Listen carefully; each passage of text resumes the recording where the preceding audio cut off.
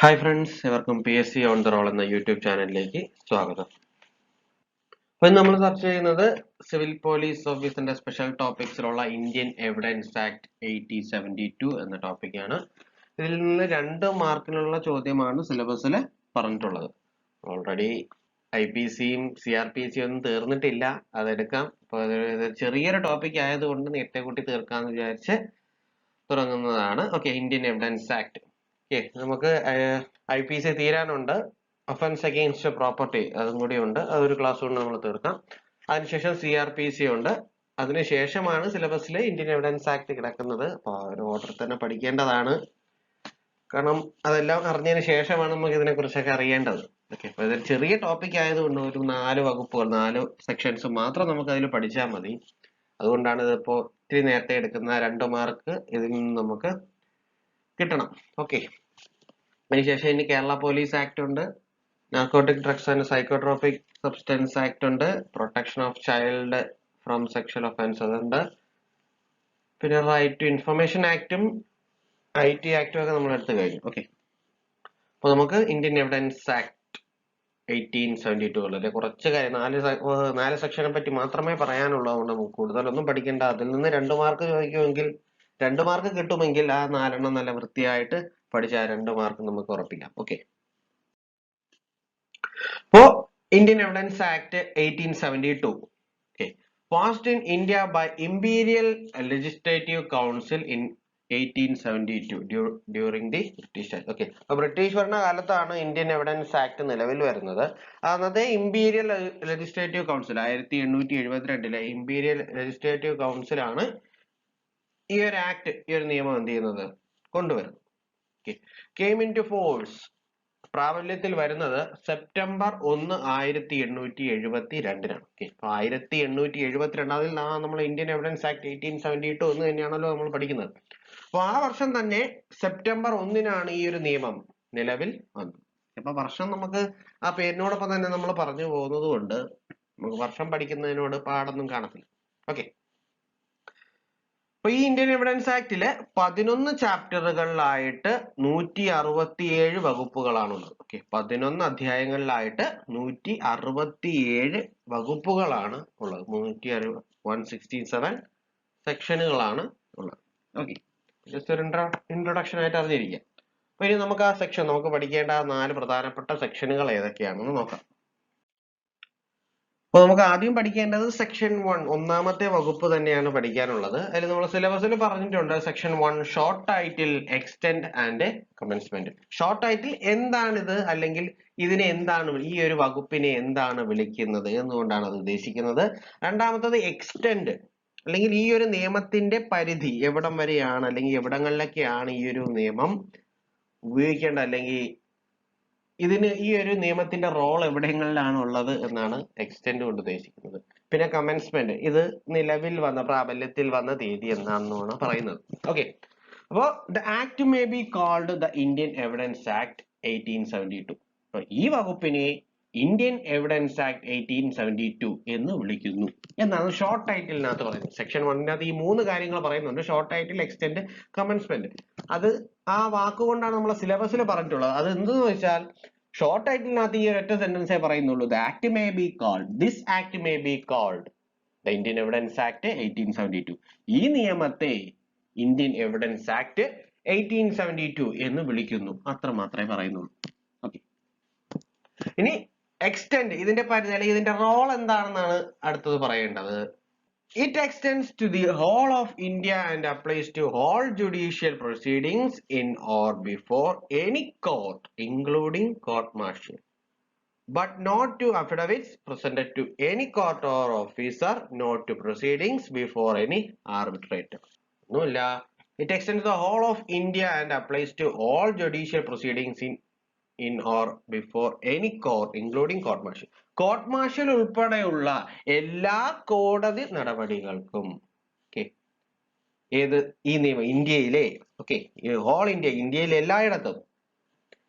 എല്ലായിടത്തുമുള്ള കോടതിയിലും court martial, നമ്മൾ പട്ടാളക്കാർക്ക് വേണ്ടിയിട്ടുള്ള, അല്ലെങ്കിൽ അവരുടെ നിയമം, അവിടെ നടക്കുന്ന തെറ്റുകളും അതിന്റെ വിചാരണയും നടക്കുന്നതാണല്ലോ കോർട്ട് മാർഷ്യൽ. ഓക്കെ, അപ്പോ അതിലുൾപ്പെടെ ഇന്ത്യയിൽ എല്ലായിടത്തും നമുക്ക് ഏത് ബാധകമാണ്?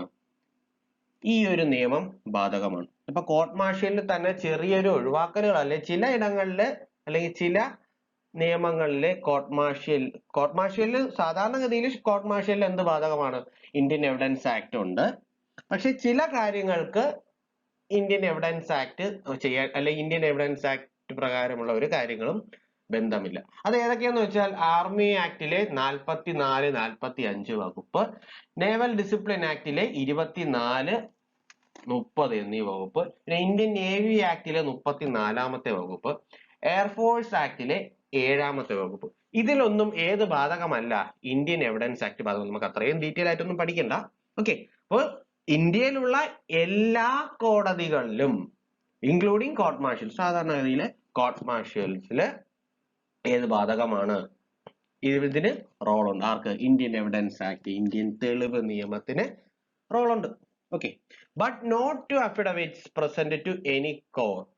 കോടതി മുമ്പാകെയോ അല്ലെങ്കിൽ ഏതെങ്കിലും ഉദ്യോഗസ്ഥന് മുമ്പാകെയോ സമർപ്പിക്കുന്ന സത്യവാങ്മൂലം, അതാണ് അഫിഡവിറ്റ്സ് എന്ന് പറയുന്നത്. സത്യവാങ്മൂലത്തിന് ഇത് ബാധകമല്ല. ഏത്? ഇന്ത്യൻ എവിഡൻസ് ആക്ട് ബാധകമല്ല. അല്ലെങ്കിൽ അവിടെ ആർക്കില്ല? റോളില്ല. ഇന്ത്യൻ എവിഡൻസ് ആക്ടിന് റോളില്ല. And not to proceedings before any arbitrator. എന്താ?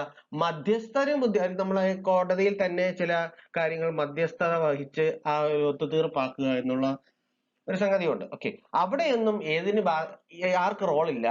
നമ്മുടെ ഇന്ത്യൻ എവിഡൻസ് ആക്ട് ആ ഒരു നിയമത്തിന് റോളില്ല.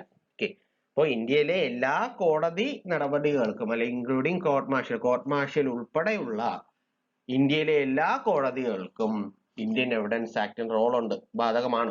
ഓക്കെ, ചില ഒഴിവാക്കലുകളുണ്ട്, അല്ലെങ്കിൽ അവിടെ ഒന്നും ബാധകമല്ല. അതാണ് നമ്മൾ നേരത്തെ പറഞ്ഞത്. ചില കോർട്ട് മാർഷ്യൽസിലെ ചില വകുപ്പുകൾ, army act 44, 45, naval discipline act 2430, Indian navy act 34, air force act 7, ഇവിടെ ഇത്തരം സന്ദർഭങ്ങൾ അല്ലെങ്കിൽ ആ വകുപ്പുകളിലൊന്നും അത്ര സ്പെഷ്യൽ കേസസ് ആണ്. അതിലൊന്നും അത് കോർട്ട് മാർഷ്യലിലുള്ളതാണ് കേട്ടോ. കോർട്ട് മാർഷ്യലിലെ ഇത്തരം വകുപ്പുകളിലൊന്നും അല്ലെങ്കിൽ ഇത്തരം കേസസിലൊന്നും ആര് ബാധകമല്ല? ഇന്ത്യൻ എവിഡൻസ് ആക്ടിന് റോളില്ല. പിന്നെ എവിടെയും റോളില്ല? Affidavits present to any court or officer. ഏതെങ്കിലും കോടതിയിലോ ഓഫീസറിനോ സമർപ്പിക്കുന്ന സത്യവാങ്മൂലം, or not proceedings before any arbitrator. മധ്യസ്ഥത വഹിക്കുന്ന അല്ലെങ്കിൽ മധ്യസ്ഥന്റെ മുമ്പാകെയുള്ള നടപടികൾക്കും ആർക്കും റോളില്ല? ഇന്ത്യൻ എവിഡൻസ് ആക്ടിന് റോളില്ല എന്നാണ് എക്സ്റ്റെന്റിനകത്ത് പറയുന്നത്. ഓക്കെ, അതിന്റെ പരിധി, ആ ഒരു നിയമത്തിന്റെ പരിധി എന്താണെന്നാണ് അതിൽ പറയുന്നത്. ഓക്കെ, ഇപ്പൊ പറഞ്ഞതാണ് അതിന്റെ പരിധി. മനസ്സിലാക്കി കാണുമെന്ന് വിശ്വസിക്കുന്നു. ഓക്കെ, വീണ്ടും ഒന്ന് ആവർത്തിച്ച് കേട്ടു നോക്കുക. സംശയങ്ങൾ എന്തെങ്കിലും ഉണ്ടെങ്കിൽ ചോദിക്കുക. ഓക്കെ, ഇനി എന്റെ കമൻസ്മെന്റ് ഒന്നുമില്ല. And it all came into force on the first day of September 1872.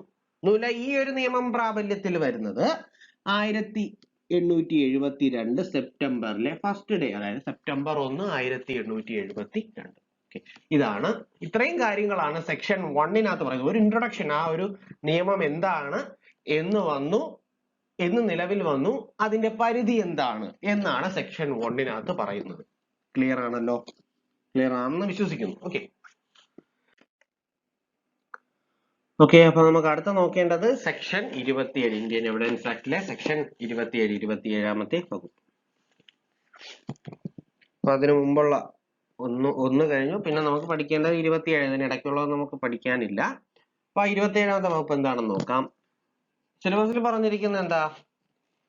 How much of information received from accused may be proved എന്ന് വെച്ചാൽ, ഒരു പോലീസ് ഉദ്യോഗസ്ഥന്റെ കസ്റ്റഡിയിൽ ഏതെങ്കിലും കുറ്റത്തിന് പ്രതിയായ ഒരു വ്യക്തിയിൽ നിന്ന് ലഭിച്ച വിവരങ്ങളുടെ അടിസ്ഥാനത്തിൽ ഏതെങ്കിലും വസ്തുത കണ്ടെത്തുമ്പോൾ, അതൊന്ന് ഓർത്ത് വെച്ചിരിക്കുക, അത് മാർക്ക് ചെയ്തേക്കുക, കണ്ടെത്തുമ്പോൾ അത്തരം വിവരങ്ങൾ അത് ഒരു കുറ്റസമ്മതമാണെങ്കിലും അല്ലെങ്കിലും വസ്തുതയുമായി വ്യക്തമായി ബന്ധപ്പെട്ടിരിക്കുന്നത് വഴി കണ്ടെത്തുകയും തെളിയിക്കപ്പെടുകയും ചെയ്യാം.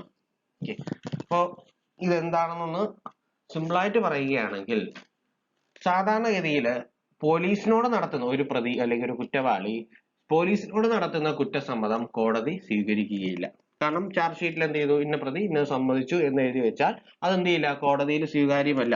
കാരണം അത് ചിലപ്പോൾ ഭീഷണിപ്പെടുത്തുകയോ അല്ലെങ്കിൽ പണം കൊടുക്കുകയോ അങ്ങനെ എന്തെങ്കിലും സ്വാധീനം വഴിയോ ആയിരിക്കാം എന്ത് ചെയ്യുന്നത്, കുറ്റസമ്മതം നടത്തുന്നത്.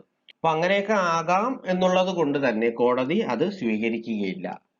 അതായത് പോലീസിനോട് നടത്തുന്ന കുറ്റസമ്മതം വാലിഡ് അല്ല, കോടതിയിൽ വാലിഡ് അല്ല. പക്ഷെ അതൊരു ജുഡീഷ്യൽ മജിസ്ട്രേറ്റിനോടാണെങ്കിൽ വാലിഡ് ആണ്. ഓക്കെ, അപ്പൊ അത് വിടുക. അപ്പോ പോലീസിനോട് നടത്തുന്ന കുറ്റസമ്മതം എന്തല്ല, വാലിഡ് അല്ല. പക്ഷെ അതിലെ ചെറിയൊരു പോർഷൻ, അതാണ് നേരത്തെ ഒന്ന് ഞാൻ പറഞ്ഞത്, ഏതെങ്കിലും വസ്തുത കണ്ടെത്തുമ്പോൾ, അതായത് ഒരു തെളിവെടുപ്പ് ഒരു ഉദാഹരണം പറയുകയാണെങ്കിൽ ഒരു കൊലപാതകം നടന്നു. അപ്പൊ ആ ഒരു കൊലപാതകം നടത്താൻ ഉപയോഗിച്ച ഉപകരണം അല്ലെങ്കിൽ അത് കണ്ടെത്തുന്നതിന് വേണ്ടി, അതായത് ഈ ഒരു കുറ്റവാളിയുടെ മൊഴിയുടെ അടിസ്ഥാനത്തിൽ ആ ഒരു ഉപകരണം അല്ലെങ്കിൽ ആ ഒരു കൊലപാതകം നടത്താൻ ഉപയോഗിച്ച ആയുധം കണ്ടെടുക്കുന്നതിന് വേണ്ടി തെളിവെടുപ്പ് നടത്തില്ലേ, അപ്പൊ അത് റിക്കവർ ചെയ്യുന്നതിന് വേണ്ടിയിട്ട് പറയുന്ന മൊഴി മാത്രം, ആ ഒരു പർട്ടിക്കുലർ പോർഷൻ മാത്രം എന്താണ്, കോടതിയിൽ വാലിഡ് ആണ്. കാരണം ഇതുമായിട്ട്, ഈ ഒരു കൊലപാതകവുമായിട്ട് ഡയറക്റ്റ് ലിങ്ക് ഉള്ള ഒരു സ്റ്റേറ്റ്മെന്റ് ആണത്. അപ്പൊ ആ ഒരു സ്റ്റേറ്റ്മെന്റ് വാലിഡ് ആവുകയും അതുപയോഗിച്ച് ഈ ഒരു കുറ്റവാളി കൊലപാതകം നടത്തി എന്ന് തെളിയിക്കുകയും ചെയ്യും. അപ്പൊ ആ ഒരു പർട്ടിക്കുലർ പോർഷൻ മാത്രം തെളിവെടുപ്പിന് വേണ്ടി അത്ര മനസ്സിലാക്കിയിരുന്നാൽ മതി. തെളിവെടുപ്പിന് വേണ്ടി അല്ലെങ്കിൽ തെളിവെടുപ്പിന് ആവശ്യമായിട്ടുള്ള ആ ഒരു പർട്ടിക്കുലർ സ്റ്റേറ്റ്മെന്റ് മാത്രം വാലിഡ് ആണ്. ഓക്കെ, അപ്പൊ പോലീസിനോട് നടത്തുന്ന കുറ്റസമ്മതം എന്തല്ല, വാലിഡ് അല്ല. പക്ഷെ ആ കുറ്റസമ്മതത്തിൽ തന്നെ, കുറ്റസമ്മതം എന്ന് പറയുമ്പോഴത്തേക്ക് ഞാൻ ഇന്നത് ചെയ്തു എന്ന് മാത്രമല്ലല്ലോ, എങ്ങനെ ചെയ്തു, എന്തെല്ലാം സാഹചര്യങ്ങളാണ് അല്ലെങ്കിൽ എന്തെല്ലാം വസ്തുതകളാണ് എന്ന് പറയുമല്ലോ. അപ്പൊ അതിലെ ആ ഒരു പർട്ടിക്കുലർ പോർഷൻ മാത്രം, അതുമായി റിലേറ്റ് ചെയ്ത ആ ഒരു ഉപകരണം കണ്ടെത്തുക എന്നുള്ള ഒരു ആവശ്യവുമായി ബന്ധപ്പെട്ട ആ ഒരു സ്റ്റേറ്റ്മെന്റ് മാത്രം എന്താണ്, വാലിഡ് ആണ് എന്നാണ് സെക്ഷൻ 27 പറയുന്നത്. അത് ഉപയോഗിച്ച് അയാൾ അത് ചെയ്തു എന്ന് തെളിയിക്കാം എന്നാണ് സെക്ഷൻ 27 പറയുന്നത്. ഓക്കെ, ഇത്ര കാര്യം മാത്രം ആലോചിച്ചാൽ മതി. ഒരു കുറ്റവാളിയുടെ കുറ്റസമ്മതത്തിലെ റിക്കവറി, തെളിവെടുപ്പുമായി ബന്ധപ്പെട്ട സ്റ്റേറ്റ്മെന്റ് മാത്രം വാലിഡ് ആണ് എന്നാണ് സെക്ഷൻ 27 പറയുന്നത്. നമുക്ക് മനസ്സിലാകാൻ വേണ്ടി ഇത് മാത്രം എന്ത് ചെയ്യുക, അപ്പൊ നമുക്ക് ഓർത്തിരിക്കാൻ വേണ്ടി ഇത് മാത്രം എന്ത് ചെയ്യുക, മനസ്സിലാക്കി വെച്ചിരിക്കുക. ഓക്കെ, അത്രയും ഡീറ്റെയിൽ ആയിട്ടൊന്നും, അല്ലെങ്കിൽ നമുക്ക് ഇംഗ്ലീഷ് വായിച്ചാൽ ചിലപ്പോൾ ഇതാണ് സംഭവം എന്ന് പിടികിട്ടില്ല. നമ്മുടെ സിലബസിൽ പറഞ്ഞിട്ടുള്ള ആ ഒരു ഇംഗ്ലീഷ് സെന്റൻസ് നമുക്ക് എന്ത് ചെയ്യില്ല, ഇതാണ് സംഭവം നമുക്ക് കിട്ടില്ല. അപ്പോൾ ഇത് ജസ്റ്റ് ഒന്ന് മനസ്സിലാക്കുക.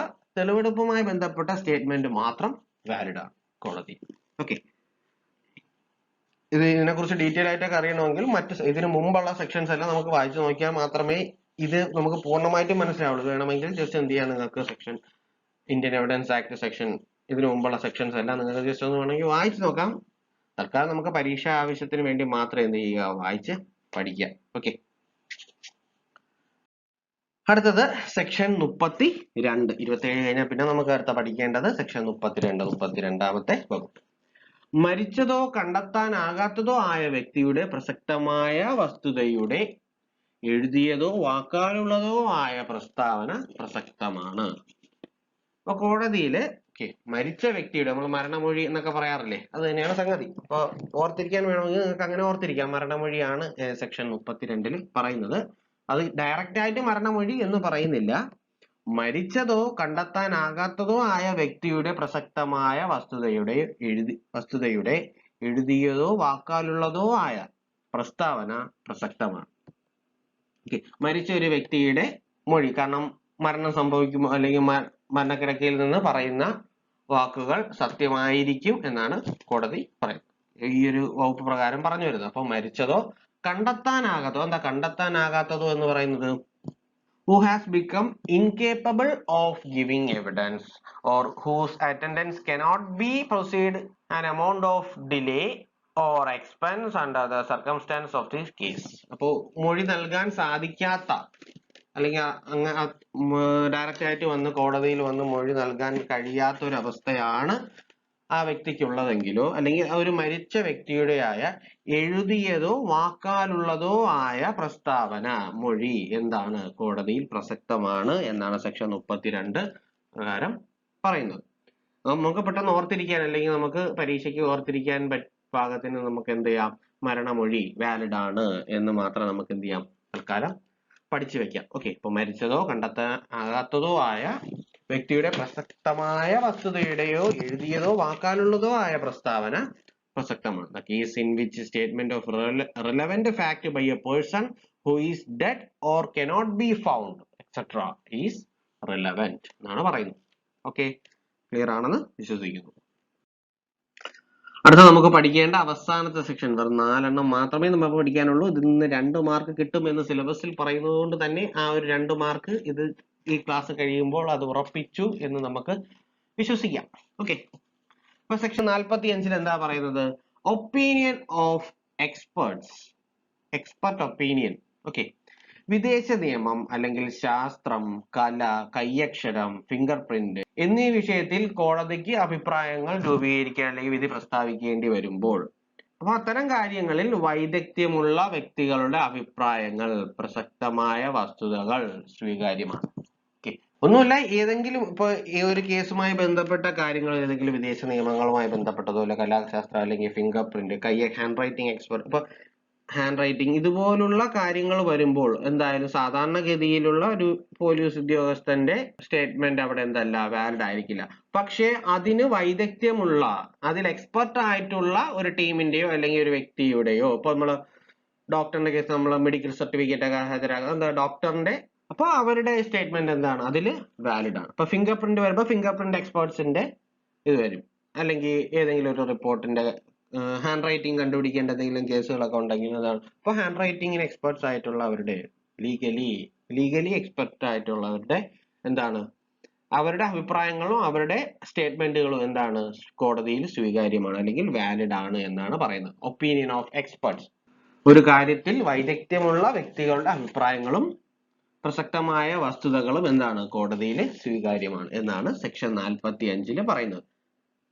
ക്ലിയർ ആണെന്ന് വിശ്വസിക്കുന്നു. ഓക്കെ, അപ്പോ ഇതാണ് നമ്മുടെ ഇന്ത്യൻ എവിഡൻസ് ആക്ട് 1872 എന്ന ടോപ്പിക്കിൽ പറഞ്ഞിട്ടുള്ള 4 വകുപ്പുകൾ.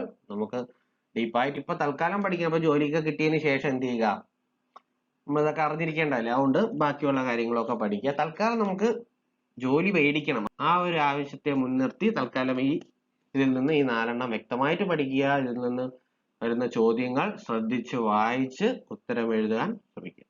ആ ഒരു മാർക്ക് നമ്മുടെ കയ്യിൽ നിന്ന് പോകരുത്. അപ്പൊ ഇത് മനസ്സിലായി, ഇപ്പൊ ഈ ക്ലാസ് നല്ല രീതിയിൽ മനസ്സിലായി കാണുമെന്ന് തന്നെയാണ് എന്റെ വിശ്വാസം. നിങ്ങൾക്ക് ഞാൻ കഴിഞ്ഞ ക്ലാസ്സുകളിലും പറഞ്ഞാണ്, നിങ്ങളുടെ അഭിപ്രായങ്ങൾ അതാണ് വളരെ വിലപ്പെട്ടതാണ്. എങ്കിൽ മാത്രമേ ക്ലാസ്സിൽ എന്തെങ്കിലും മാറ്റം വരുത്തണമെങ്കിൽ എനിക്ക് അതിനനുസരിച്ച് മാറാൻ സാധിക്കുകയുള്ളൂ. ഓക്കെ, നിങ്ങൾ റെസ്പോണ്ട് ചെയ്യാത്തിടത്തോളം ഞാൻ വിചാരിക്കും ഈ ക്ലാസ്സുകളെല്ലാം കംഫർട്ടബിൾ ആണ് എന്ന് ഞാൻ വിശ്വസിച്ച് ഞാൻ മുന്നോട്ട് പോവുകയാണ്. ഓക്കെ, തൽക്കാലം. അപ്പൊ നിങ്ങളുടെ സംശയങ്ങളോ അഭിപ്രായങ്ങളോ എല്ലാം എന്ത് ചെയ്യാം, നിങ്ങൾക്ക് കമന്റ് ബോക്സിൽ രേഖപ്പെടുത്താം. എല്ലാവർക്കും നല്ലൊരു ദിനം ആശംസിക്കുന്നു. നന്ദി, നമസ്കാരം.